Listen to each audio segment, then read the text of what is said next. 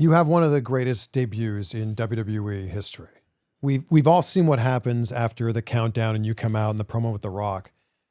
Walk me through that day. What was it like when you arrived to the arena that day and everything leading up to your music hitting?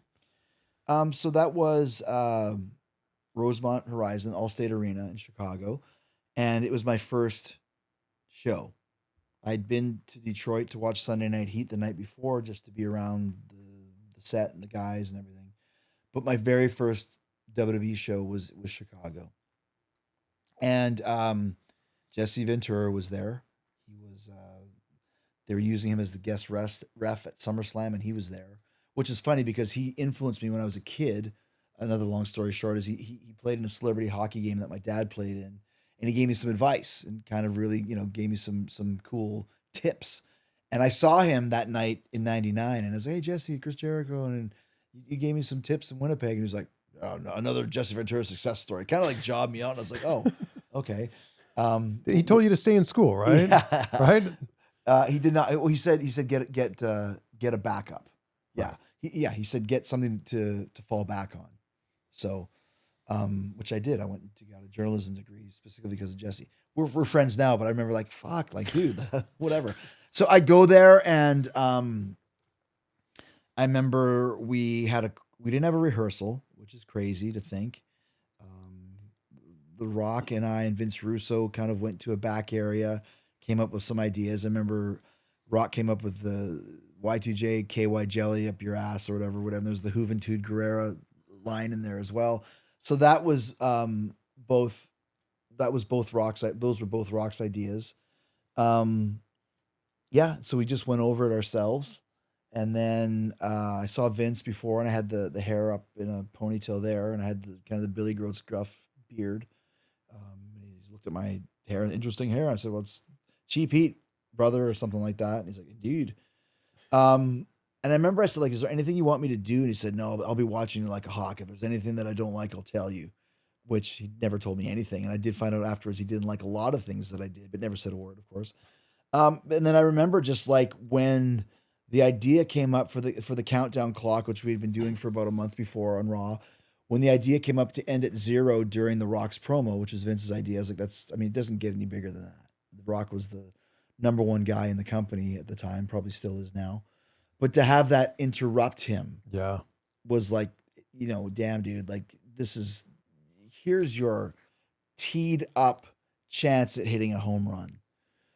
And I just remember like being backstage and thinking, okay, it was 9 years into my career, like 9 years, all the miles that I've traveled and all the matches that I've had and all the places I've been, this is it. You have to hit a home run.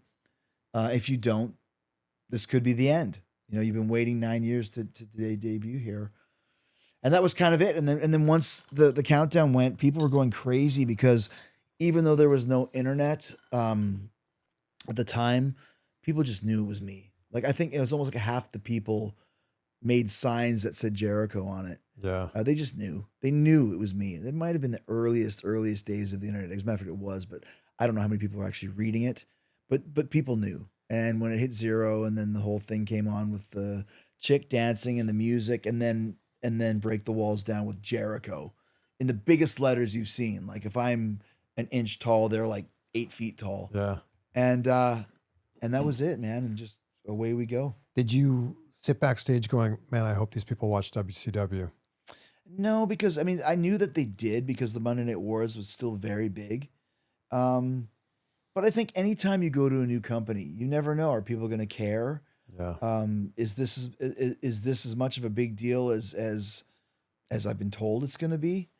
And it turned out that it was. At this point in time, nobody had really jumped from WCW to WWE. It had all been the other way around. If you talk about Brett and all the guys that went there, Davey and Neidhart and, Brian Adams and just Scott Hall, Kevin Nash. Yeah, obviously they started, but just all the guys with Rick Rude, they were all going that way. Yeah.